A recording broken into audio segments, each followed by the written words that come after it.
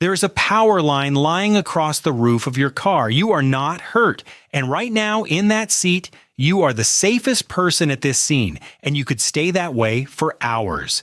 The clock in this one does not start when the pole comes down. It starts when you open the door, and it is about one step long. First thing to get right, you cannot tell whether that cable is dead. It is not sparking. It is not humming. It is lying there like a garden hose. None of that means anything. Circuits do not always shut off, and the equipment up on the pole is built to try to restore power by itself after a fault.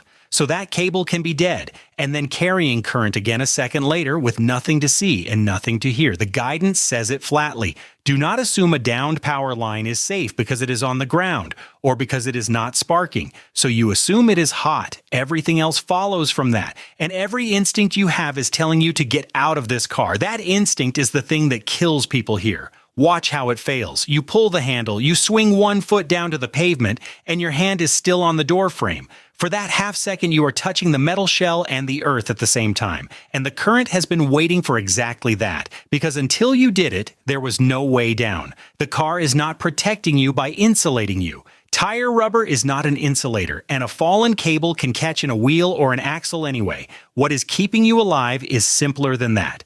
Every piece of metal you are touching is at the same voltage. You, the seat, the shell, the steering wheel, all at one level together.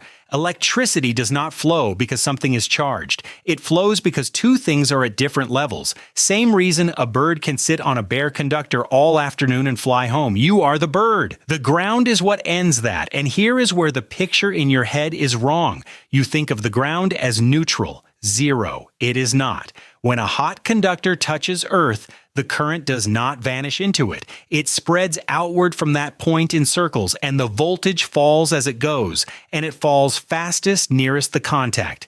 Rings around your tire, steepest in the middle. The safety guidance puts it exactly this way. As you move away from the center, large differences in voltages can be created. Now stand up in that. Your 2 feet are not in one place. They are in 2 rings at 2 different voltages, and your body is the shortest path between them. This has a name, step potential, and its size is set by something you have never once thought about, the length of your stride. A normal walking step is about 2.5 feet. 2.5 feet of that gradient laid across your legs. It is why one lightning strike can kill a whole herd of cattle without touching a single one of them. 4 legs spread much wider than your feet, front to back across the rings, and the path runs straight through the animal. You are luckier than a cow. Foot to foot, the current crosses your legs, not your chest. It may not stop your heart. It may just put you on the ground. And on the ground, you are not spanning 2.5 feet. You are spanning your whole body. So look again at what you were about to do. Run as fast as you can move in the longest steps you own, straight across the steepest ground at the scene. There is exactly one reason to leave that car: fire. If you see flame or smoke, you go.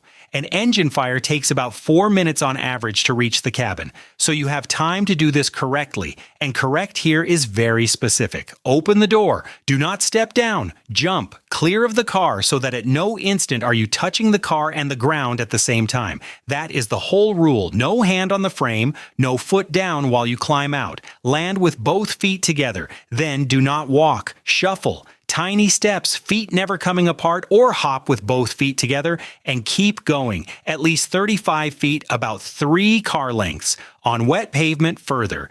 And if you feel a tingle in your legs, that is the ground telling you where you are. Keep shuffling. It looks ridiculous. It is the only way to cross that ground with both feet in the same ring. And there is one more person in this scenario, the one running toward you to help. They get the same rings at a sprint. So while you are still in your seat, that is what you are shouting through the glass. Back 35 feet. And nobody moves that wire. Not with a branch. Not with a broom handle. Wet wood carries current. That line is dead when the utility says it is dead, and not 1 second before. Run it back. A cable comes down on your car, so you stay in your seat and call for help. Sparks or no sparks, you treat it as hot. And if there is fire, you jump clear, you land with your feet together, and you shuffle 35 feet without ever letting them come apart.